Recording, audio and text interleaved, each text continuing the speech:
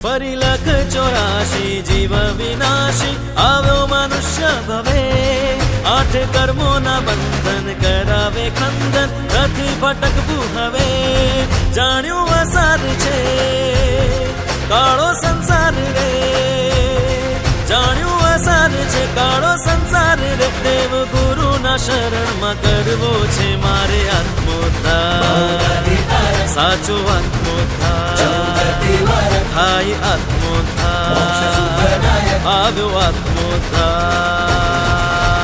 આત્મોદ્ધાર આવ્યો આત્મોદ્ધાર થાય આત્મા વિકાર